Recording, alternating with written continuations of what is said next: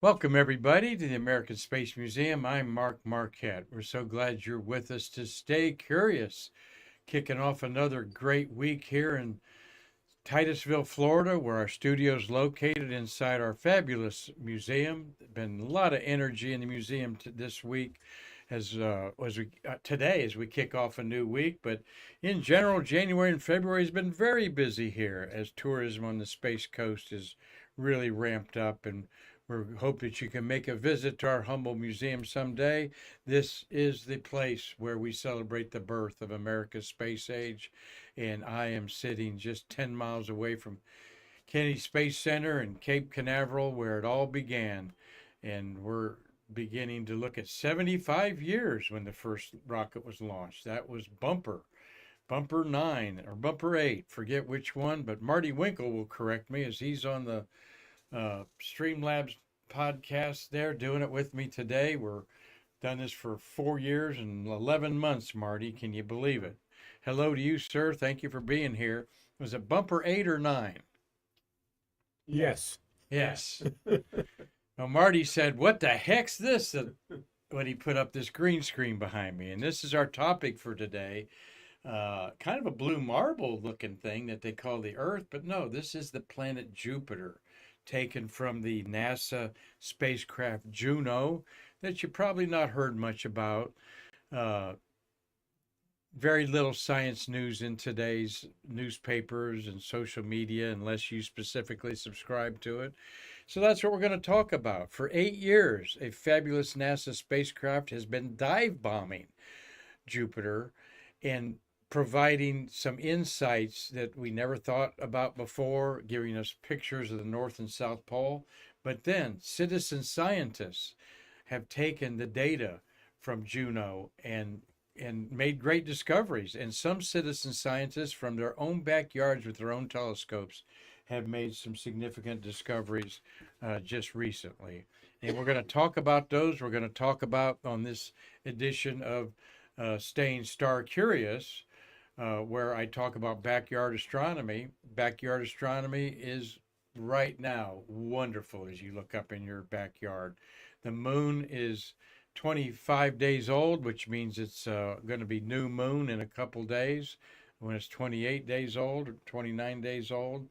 And the skies will be dark and they are just the brightest. This is the best time of the year when the most brightest stars are up. And we have three brilliant, bright planets that I know you've all been following.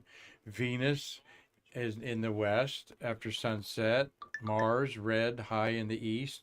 And overhead, or looking a little bit south to the south, is a brilliant, bright, goldish star, and that is the planet Jupiter. You can't miss it. So, hope you enjoy learning a little bit about Jupiter, why I've been so fascinated with it all my life since an amateur astronomer, and get you outside to look at it, maybe even with a pair of binoculars held steady or that telescope that you haven't used in a while. So, I welcome Dave Stange and little Mia there. Hi, Mia. Good to see you with Grandpa there.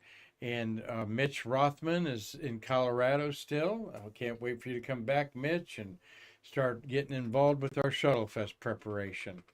Um, and Tommy Usiak's going to come down and visit in a couple weeks from Pennsylvania. Mark Thell's on board. Cliff Watson, hey, good morning to you Tuesday morning. I can't wait to get to Tuesday morning. This has been a rough Monday for me. And Carlton Bailey, thank you, Carlton, sent me pictures of uh, the last flight of Discovery was launched, STS-133 today, and we'll celebrate that later in the week, particularly Thursday with Terry White, when we're going to have Terry White here. Um, and Good afternoon to Dean Babcock up there in Illinois. Dean, glad that you got situated to come to Shuttle Fest. So, as we look at this gorgeous photograph of Jupiter, a few things about the planet Jupiter, and then I'm going to digress. Think as we talk about it later. Think of the number 8. The Earth is about 8,000 miles in diameter. Okay.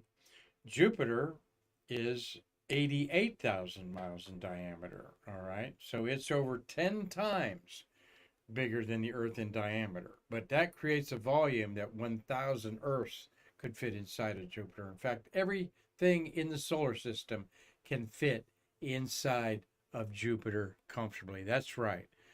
All the planets, including Saturn, Uranus, and Neptune, which are quite big, all the moons, all the asteroids, everything can fit inside of Jupiter. It is what we call a potted star. It almost became a star, uh, but it wasn't big enough. If it was about 10 times bigger, it would have collapsed into a star.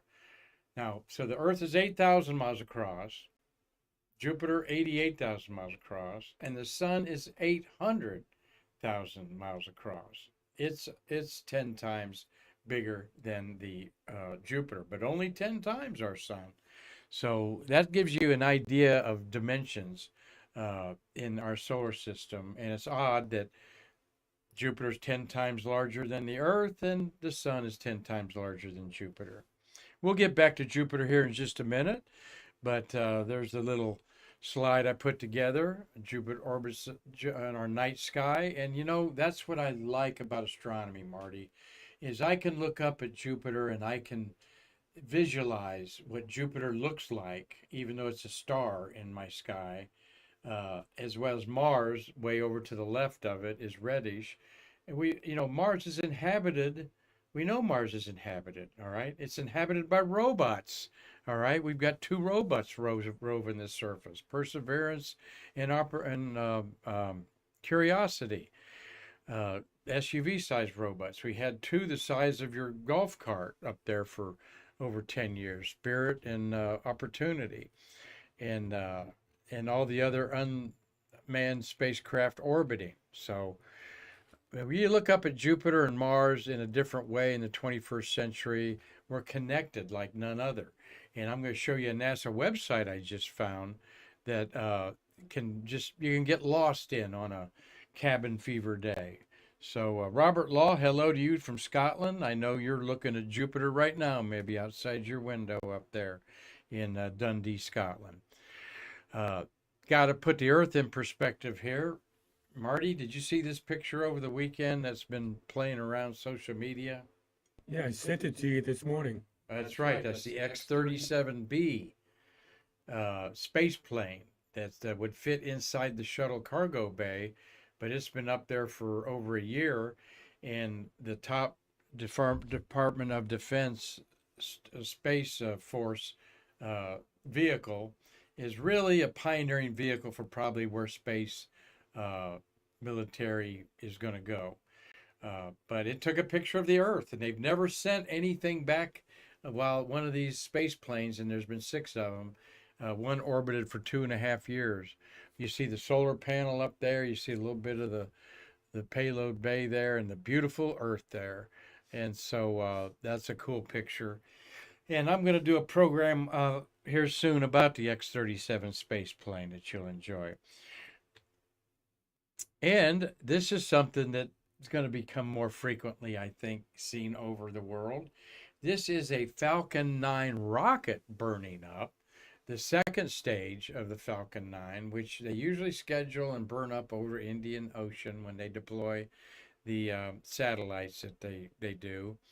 But this one didn't respond and was up there for over a year, and it came down over northern Europe quite spectacularly. Didn't hit anything, everything burned up, but this was an all-sky camera, as you see on the left, caught this coming in, and I predict somebody's house is going to get hit by one of these Starlink satellites. This is the second stage rocket, but the Starlink satellites are starting to come down. Over 120 of them re-entered the Earth's atmosphere during January. They're planned to burn up and end their lives, but maybe some things, don't go right, and some of it lands in your backyard.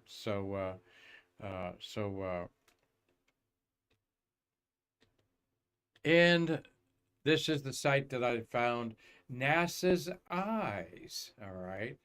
And I think you'll enjoy going there. An eye on the solar system, eyes on asteroids, eyes on Earth, eyes on exoplanets. Over 5,000 planets have been discovered orbiting other stars, the closest stars to Earth. So how incredible is that? So I did a little roaming around, and that's why I got inspired to do this Juno program because I learned that Juno launched in August 2016. You photographed that launch, Carlton. I know you did, from Cape Canaveral launch pad, I think as a United Launch Alliance mission with Juno. Uh, Launched in August 2016. 2011. It's 2011 it was launched, 15 years ago. It took 5 years to go to Jupiter. And when it did, it started taking some incredible pictures. And we'll tell you what it does here in just a second as I elaborate just a bit about this. NASA Eyes actually has a section where the Deep Space Network, all of the 3 worldwide sites in Madrid, Madrid, Spain, Goldstone, California, and Canberra, Australia there, Cliffy. I'm sure you've been to Canberra many times. Um, it's actually showing you squiggly lines of what is being downloaded into their antennas. Very fascinating to see that the James Webb Telescope is right there in the middle, number 54. This was when I took this a couple hours ago. And they are now upgrading the Deep Space Network as well as they should. All 3 of these installations are very much legacy from the beginning of the space program. And Madrid's got 246 radar dishes to get stuff from spacecraft orbiting the planets, leaving the solar system. So check out, let me go back here. Check out this NASA's Eyes, okay? And that'd be a good one for little Mia to look at with her grandpa so she can see what all these planets look like from our fabulous satellites there. Cliffy says it's a cold place in Canberra, and I think that's in the west part of Australia. So let's have some fun looking at the night sky. Right now, you're not going to see Saturn. It's kind of low in the horizon. Mercury is coming up, though. Mercury will be about right here. And you can see Mercury and Saturn, but it's right after sunset, the twilight, in about twilight begins. Sunset's around 6:10, so about 7:10, you'll be able to see Saturn and Mercury there. Neptune, you're not going to see without a big telescope, but Venus, so bright you can't miss it. And then you got Jupiter directly overhead and Mars in the west there in this layout.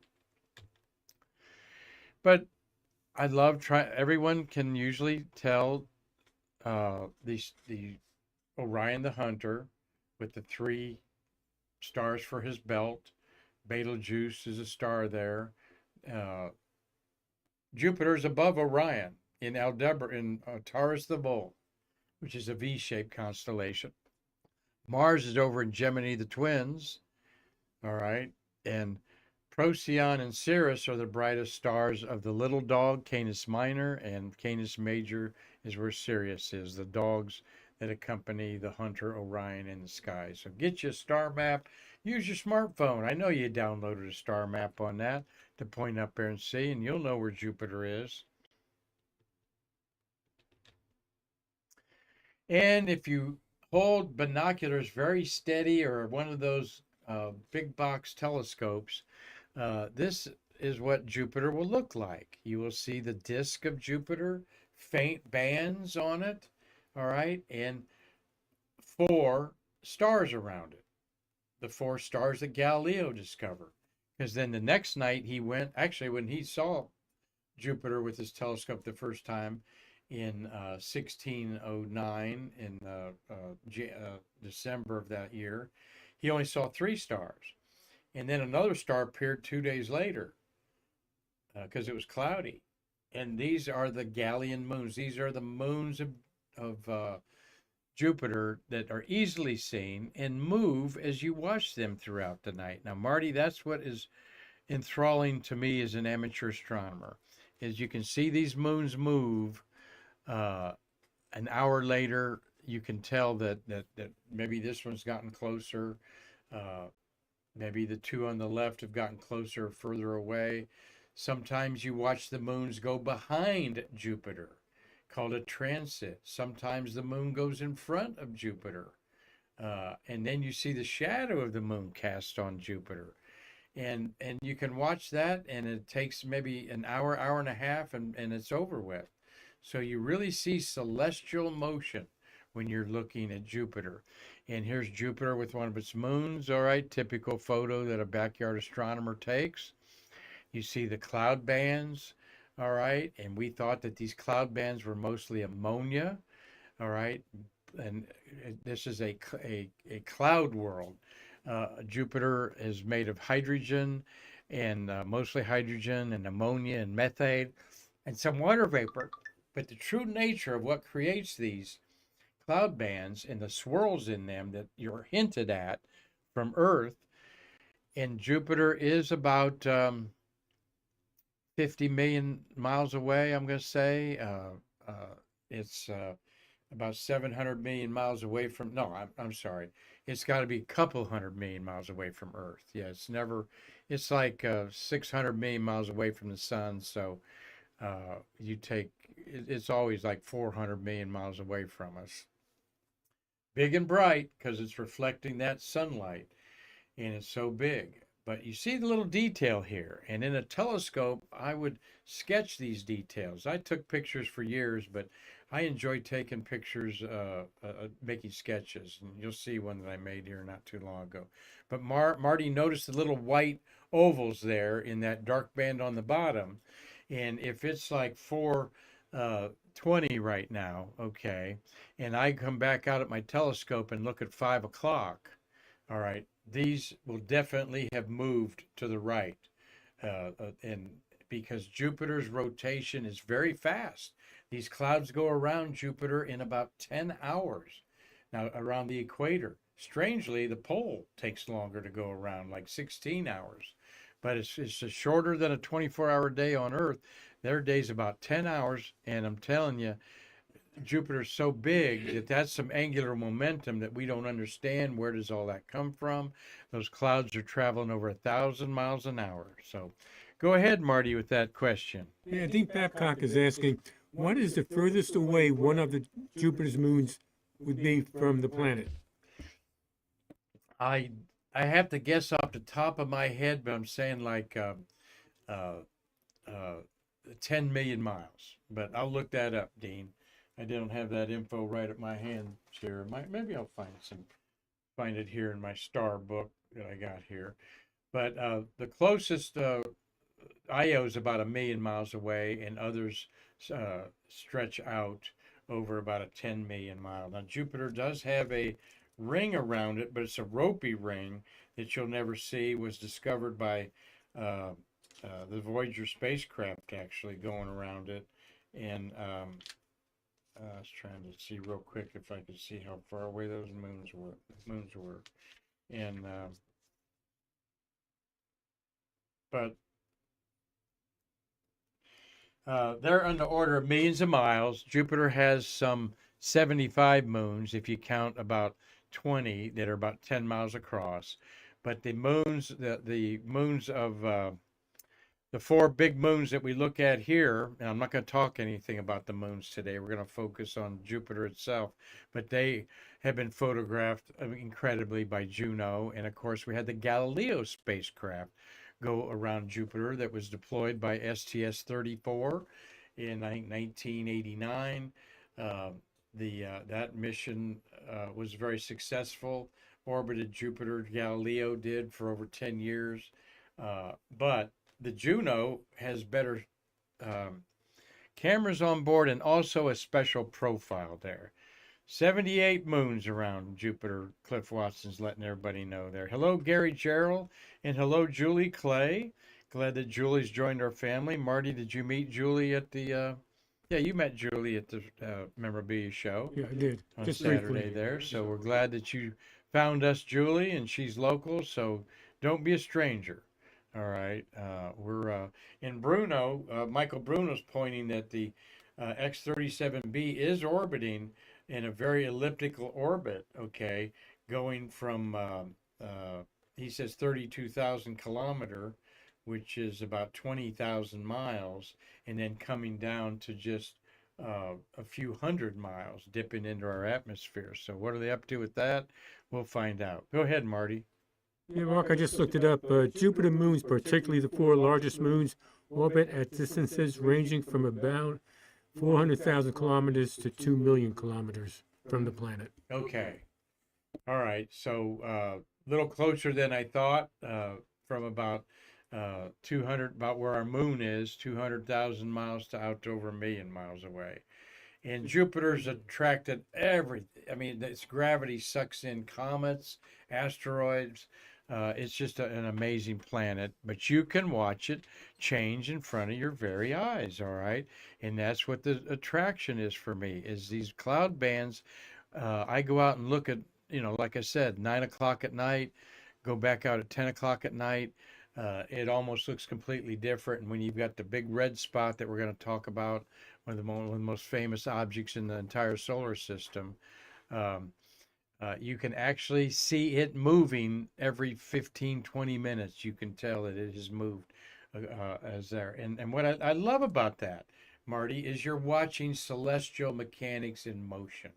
All right. It's particularly with the moons of Jupiter moving around. So, yeah, thank you, Julie. We know we'll be seeing you around at all of our events. So happy to make acquaintances. We had a good memorabilia show, and we'll talk about that later this week as I'm kind of focusing on our education side in our STEAM education program on astronomy today. So yeah, I say that like I'm all serious and everything, Marty, and then I flip up there some Legos. These are Legos of Juno, the god Juno on the left, his wife, I mean, the god Jupiter on the left. See with the lightning bolts. Juno, his wife. She's got the frying pan in her hand there, Marty. I don't know what that is in her hands, but it could be.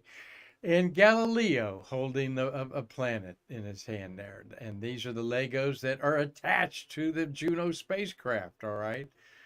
With no wind resistance, they're still there, though this spacecraft is going at tremendous speeds when it goes out to over 2 million miles out orbit and then comes back in, and it's going 150,000 miles an hour when it does. So a little bit of those Jet Propulsion Lab engineers there have a lot of fun in putting things like this on their spacecraft to say humanity's here is what it's part of.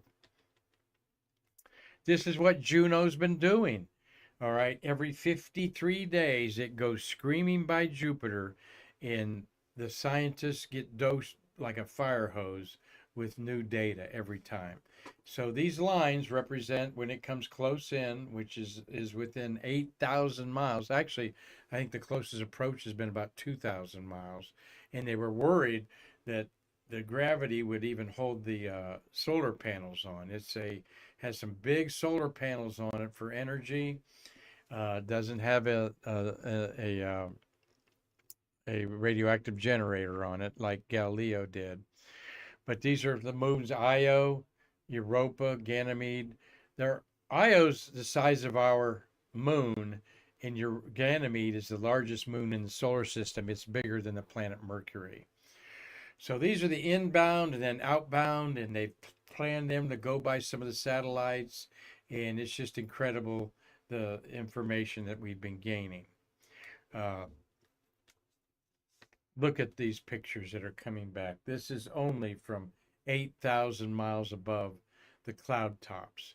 And what they figured out with the help of amateur scientists, or they call them now citizen scientists, is that when we're looking at this, some of the dark areas are way deeper recessed inside the cloud.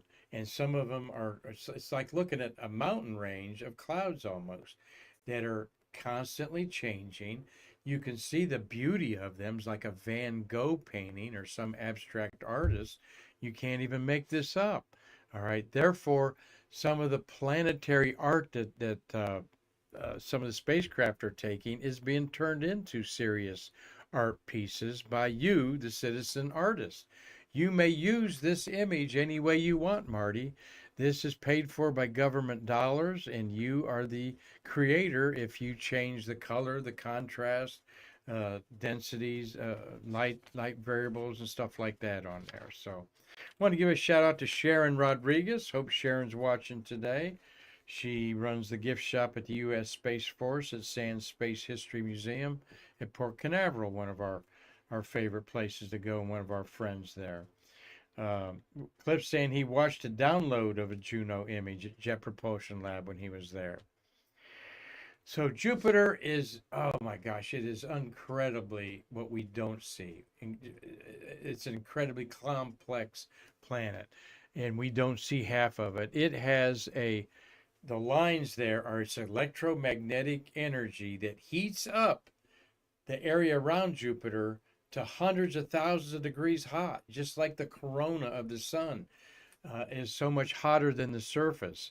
The atmosphere of the sun that you see only during an eclipse is 1,000,000 degrees, and the surface is only 6,000 degrees. So we don't know why, but we've got another spacecraft, Parker Solar Probe, that a lot like Juno is coming in and dive bombing real close into the sun and then going back out past Mercury, like 20 million miles away, and then coming back in. So we've talked about that. Parker Solar Probe will do it in the future. Does it have a dense core, which would be about the size of probably Uranus or Neptune? As it has a liquid metallic hydrogen core. Now understand something. Like on the Earth, when you go into the ocean, all right, that weight of the water as you go down further and further is what crushes a can, all right, on the bottom, or could crush a submarine, all right? Just like the atmosphere of Earth has weight to it, and that's the barometric pressure, okay, all right? Venus has a barometric pressure 90 times Earth because it's got 30 miles of thickness of clouds, whereas we only have about 10 miles thickness, all right? And the clouds on Venus are denser, therefore, at the surface of Venus, it would crush a car in half an hour, would just flatten it down there with that pressure. So, when you go inside a planet, you're not only creating more pressure, like I've demonstrated with our atmosphere and our oceans, but it also things get warmer when you go inside, okay, by the heat generated by all this pressure. Therefore, Mars is 900 degrees hot. So we don't really know what the inside of Jupiter looks like, but we think that hydrogen becomes a metal, a liquid metal, something we cannot replicate on Earth. But we suspect in all the four gas giants that their cores have some sort of a metallic hydrogen orbiting around it. How do we know this? By the measurements being taken by Juno and Galileo a decade ago. Can tell these sort of things. Marty, go ahead with a question on that UCX family microphone. Dean Babcock is asking, has a NASA probe ever attempted a landing on the surface of Jupiter? No, and they never will, Dean. Nor will we try to land on Uranus, Neptune, or Pluto because there is no surface.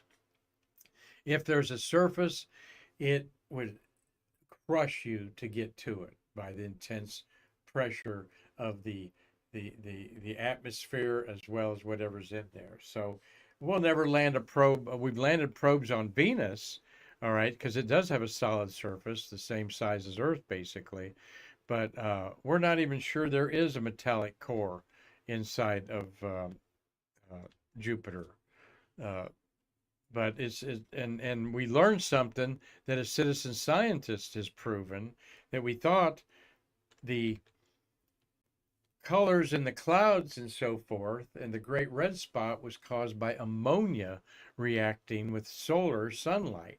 And the ammonia gets dingy and so forth. But a backyard astronomer helped uncover the true answer to that the famous clouds aren't ammonia ice, but a murky mix of chemicals sitting lower in the atmosphere than expected. For years, astronomers believed that Jupiter's upper clouds, responsible for the pale brown belts and yellow belts and so forth, were made of frozen ammonia. All right.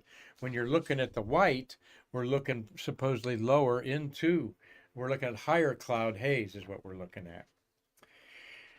However, a new study combining efforts from amateur and professional astronomers has revealed that these clouds sit lower in the atmosphere than previously thought and consist of something entirely different, most likely ammonia hydrosulfide mixed with smog. So they put a little LA smog in there, um, and Doug Forrest, grab some of your LA smog that you have out there, throw it together with a different isotope of ammonia, and bingo, that's what's creating this. And how did a backyard citizen scientist do that?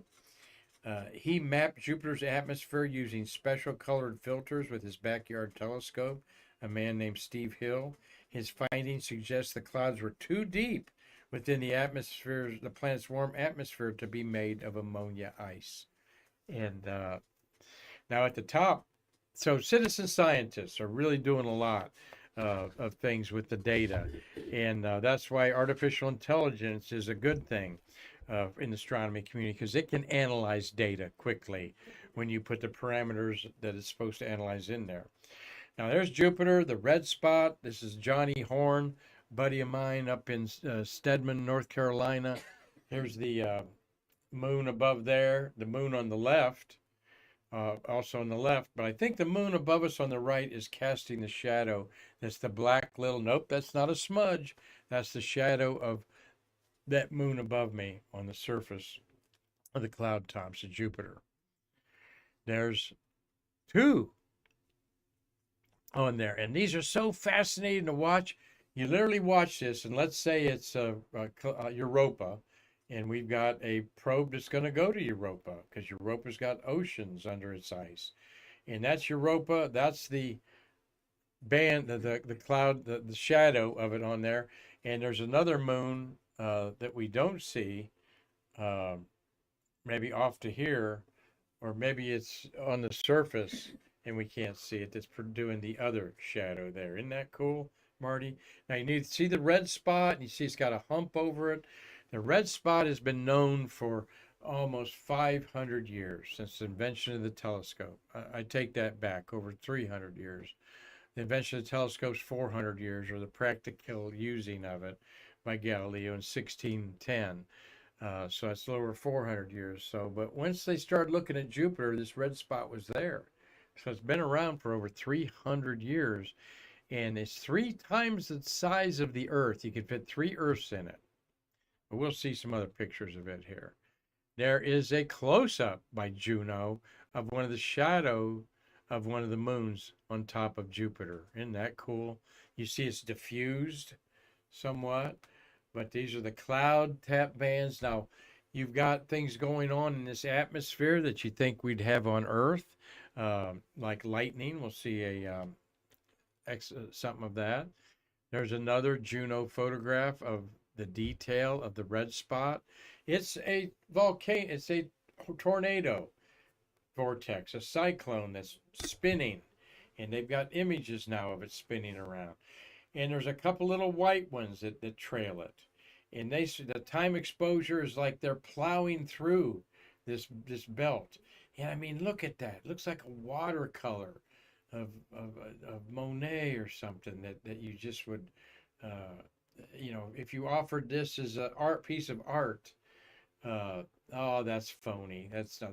But look at the red spot on that side here, on the side where my hand is. It's kind of like a hair on the back of the neck. What's going on with that? What causes it to be red? All right, we really don't know, but we know we're looking down into a tunnel, and that's deeper down inside Jupiter. Isn't that cool? Again, another look. And the red spot was a lot redder in the 70s when I first looked at it than it is now through a telescope. Up close it looks red, but here it's a little brownish. And those are like surfers' waves are coming over in there. And look at the detail of this white spot there. What's going on there? That's the size of the Earth or smaller.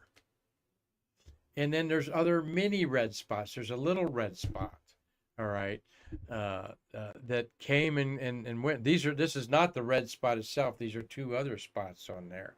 Now, this has been greatly enhanced by a citizen scientist or a person like me, a citizen artist. And you can do whatever you want to do with these. I sometimes credit people for their works of art because that's the proper thing to do. Um,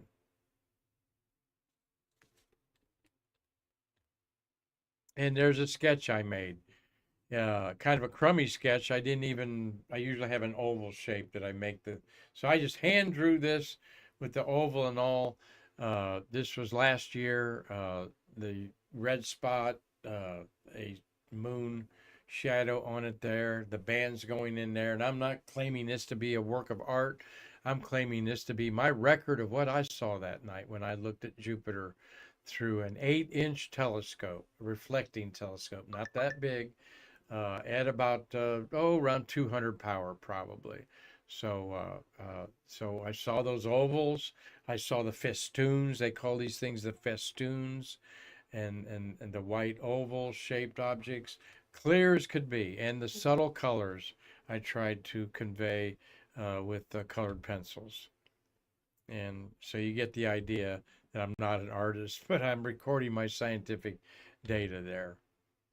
Just gorgeous. Here's another picture of the South Pole. We've never seen the South Pole or North Poles of Jupiter. That was a big thing about Juno, was going over the poles and discovering things. And Juno is big in pop culture.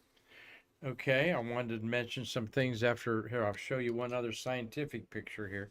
But this picture is there's probably 20 doctor theses being born off of this one picture here, because this is the pole. Everything's going around Jupiter, and you've got these little vortexes going on at the pole, including little whirlpools going around there. Why is it blue? Why is it different color than that? These are some of the natural colors that the camera's recording. These are not fake colors that they're putting on there. So just incredible, isn't it? On there. Well, images from the Juno cam, they call it, have sharpened our perspective of the giant planet and blurred the divide between art and science.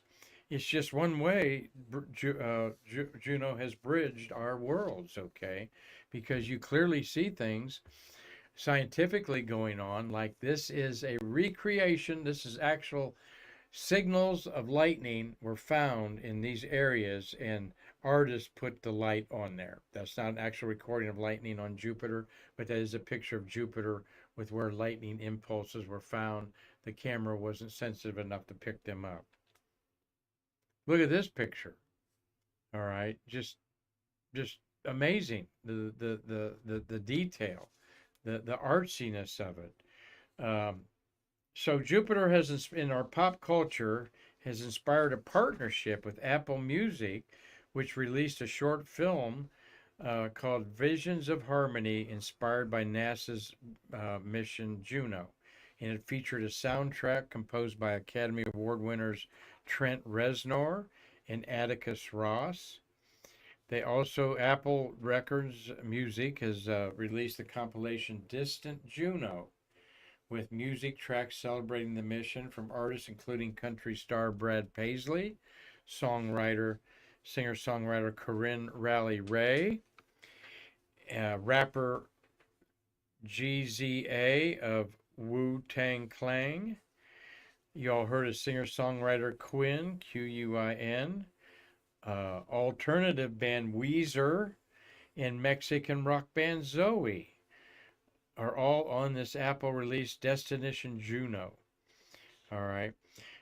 Its 50th orbit was April 2023, and they put a collage of 50 images together that you can see on that Eyes of NASA on there. I forgot to rack that up.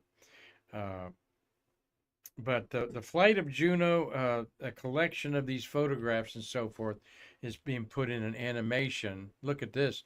This is something that now this is greatly enhanced. as an art piece of Jupiter. There you see the red spot over there.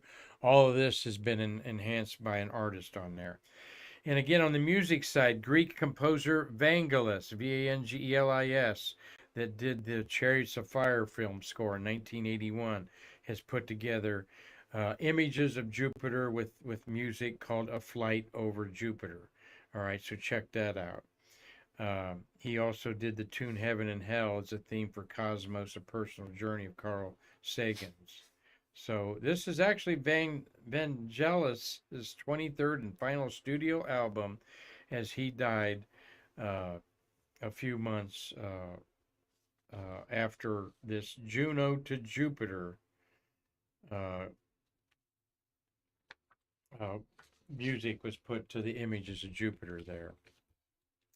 So, of super up close here, within 2,000 miles, screaming at 150,000 miles an hour. Incredible that the optical system and everything needed to do that can take this tight picture without blurring. And again, art and science merge like none other than the planet Jupiter, as we see here again there. So, hope that you've all enjoyed this. Look at Jupiter, go out and see it in your night sky, and then envision these images that I showed you today are actually going on in real time. Gorgeous, beautiful planet. Look at that. And this is what, as it's going away or coming in for a close approach there. And it's a wide angle lens, so things look a little bit distorted there. But look at the red spot hanging in there. Just incredible. So thank you, Gary Gerald, for watching.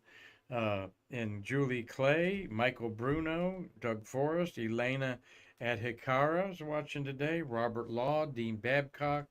Glad that Carlton Bailey's there today, Cliff Watson, Mark Fell, Tom Usiak, Mitch Rothman, and Dave Stange. All our family members getting some good knowledge of Jupiter today as they're staying star curious or staying planet curious today. And you too, little Mia, with Grandpa Stange there. Glad that you're there to watch us. So you go outside, again, you're going to see a bunch of bright stars, okay? And Jupiter's almost directly overhead, or it'll be to the south for you northerners up there a little bit. Mars will be reddish to its left. Venus, so brilliant in the western horizon, and the great constellation of Hercules being shown high in our winter sky now for you to enjoy. So bundle up, go out there, get cozy with some hot cocoa and maybe a snack. And that's the key, is to just spend a little time out there, not 10 minutes, spend a half an hour, spend an hour like you're watching 2 Seinfeld reruns, and see what you see with your own eyes of our cosmos as you're standing underneath Jupiter and all the other planets in all their glory. And we're so fortunate to be living in today's age that we know what they look like, not just mere points of light in our night sky. So thank you all for watching today. Tomorrow I've got Bob Granath coming on to talk about the legendary Max Faget in his spaceships. Mercury, Gemini he is involved with, a little bit on Apollo and the shuttle. The famous Max Faget will be featured with our good friend Bob Granath. Wednesday, we've got Mikey Haddad coming in here and with Scott Bongan and talking about a space shuttle payload. And Thursday, we'll have the one and only Terry White here to curl up his mustache for you.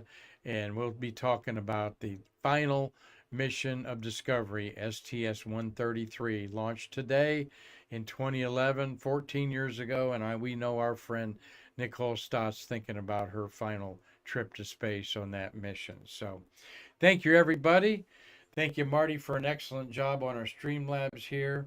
And until tomorrow, I'm Mark Marquette saying, I can't wait to see you in our museum so we can bridge the space between us. Thank you very much.